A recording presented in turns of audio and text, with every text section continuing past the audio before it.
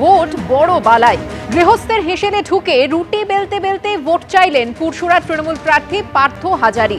পুরসুরা 2 গ্রাম পঞ্চায়েতের পালপাড়া এলাকার এক ভোটারের বাড়িতে যান তৃণমূল প্রার্থী। তবে ইস্যু গ্যাসের আকাল। গ্যাস না থাকায় গৃহবধূ কাঠের চুলায় রুটি বানাচ্ছেন। এই দৃশ্য দেখে প্রার্থী বেলন হাতে নিজেই রুটি বেলতে শুরু করেন।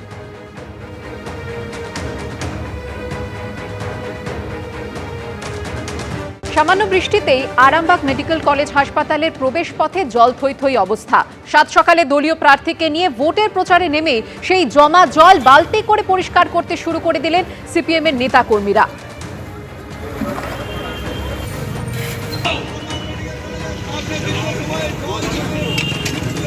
গুরুত্বপূর্ণ মেডিকেল কলেজ চত্বরের বেহাল নিকাশি ব্যবস্থা নিয়ে ক্ষোভ উগরে দিলেন আরামবাগের সিপিএম প্রার্থী বিথিকা পণ্ডিত।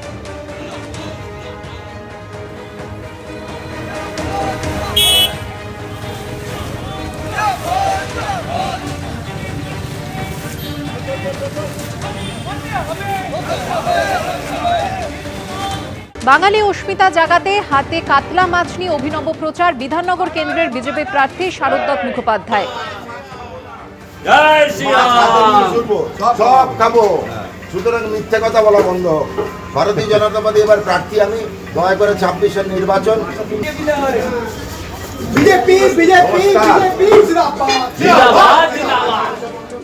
তৃণমূল তো বলেছে বিজেপি যদি আসে ভোট দেবেন না কেন, বিজেপি এলে মাছ ভাত খাওয়া বন্ধ করে দেবে, মাংস খাওয়া বন্ধ করে দেবে, যারা পশ্চিমবঙ্গে নিরামিষ বানাবে। মাথায় রাখতে হবে আমরা মাছ ছাড়া শুভ কাজ শুরু করি না। বিয়ে বাড়ির তত্ত্বতেও মাছ পাঠাই। আজকে তত্ত্ব সাজিয়েছি বিরোধীদের কাছে এই বার্তা পাঠানোর জন্য। এই বার্তার তত্ত্ব যাচ্ছে মাছ দিয়ে। আমরা বলে দিলাম মাছ ভাত তো বন্ধ হবেই না। এখন তৃণমূল যে সরকার চালাচ্ছে তাতে আমাদের 1-8 পিস মাছ জুটছে, বিজেপি এলে 4-5 পিস ডবল ডবল মাছ খাবে। 15 বছরে যা করে দেখাতে পারেনি, 5 বছরে বিজেপি তাই করে দেখাবে। উত্তরপাড়ায় সকাল সকাল প্রচারে বেরিয়েছেন সিপিএম প্রার্থী মীনাক্ষী মুখোপাধ্যায়। আমাদের সবাই আপনাদের সঙ্গে এই নম্বরের মাধ্যমে যুক্ত সঙ্গে কোনো সুবিধা অসুবিধা আমরা একসাথে থাকবো।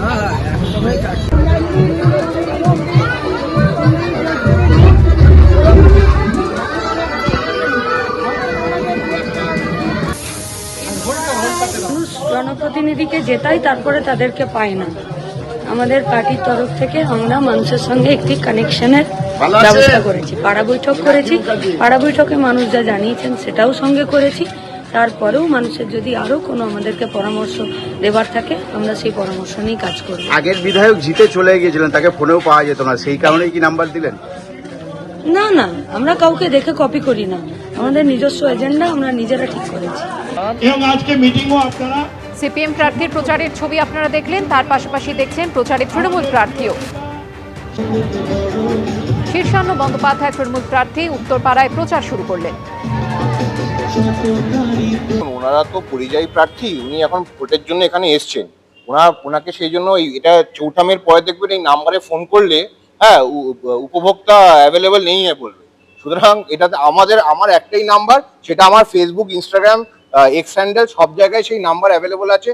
আমার ওকালতি জীবনে যত ক্লায়েন্ট আছে তাদের সবার কাছেই সেই নাম্বার আছে। আমাকে ছোটবেলা থেকে যারা চেনে সেই সবার কাছে নাম্বার আছে।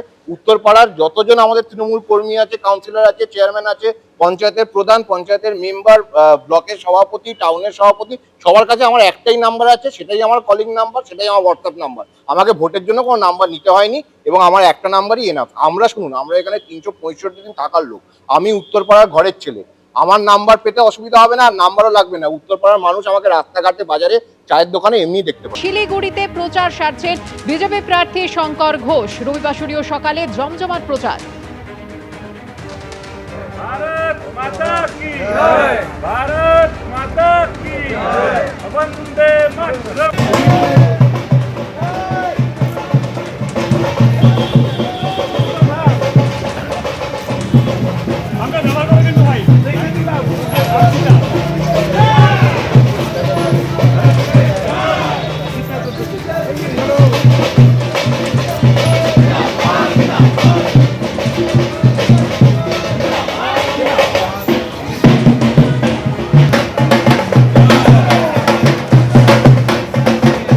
শঙ্কর ঘোষের পাশাপাশি আপনাদের যে ছবি দেখাচ্ছি, শিলিগুড়িতে পথে নেমে জনসংযোগ তৃণমূল প্রার্থী গৌতম দেবেরও।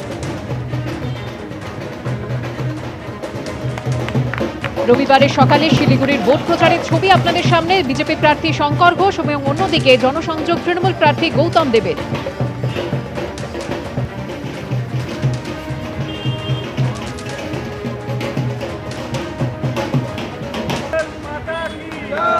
भारत माता की भारत माता। নতুন বলতে আমি শুধু এইটুকু বলবো যে মানুষের যে বিপুল সাড়া এই শিলিগুড়ি শহরে রয়েছে তার প্রতিফলন এর আগেও হয়েছে এবং ভবিষ্যতেও হবে। আমার তো দুটোই এজেন্ডা, এক, হিন্দুদেরকে দ্বিতীয় শ্রেণীর নাগরিক হিসাবে যাতে পশ্চিমবঙ্গে বাস না করতে হয় তার জন্য তৃণমূলকে উচ্ছেদ করতে হবে, আর পশ্চিমবঙ্গের উন্নয়নের স্বার্থে ডাবল ইঞ্জিন সরকার প্রতিষ্ঠা করতে হবে। পরিচিতি নিয়ে কাজ করব, কোনো দলের বিধায়ক নয়, সবাইকে নিয়ে কাজ করব। আর উন্নয়নই হবে একমাত্র মূল মন্ত্র। মানুষ যাতে ভালো থাকে, উন্নত শিলিগুড়ির উন্নয়নের ছোঁয়া যাতে প্রত্যেকটি মানুষের দূর প্রান্তে পৌঁছে যায়, প্রান্তিক মানুষের কাছে পৌঁছয়, এটা আমরা আশা করি। শিলিগুড়ি কে প্রাপ্য যে মর্যাদা, সেই মর্যাদার জায়গায় উত্তীর্ণ করার এটা লড়াই এবং নিজেকে ছাপিয়ে যাওয়ার লড়াই।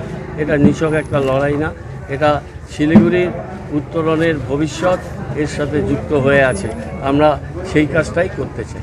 এবিপি আনন্দ, এগিয়ে থাকে, এগিয়ে রাখে।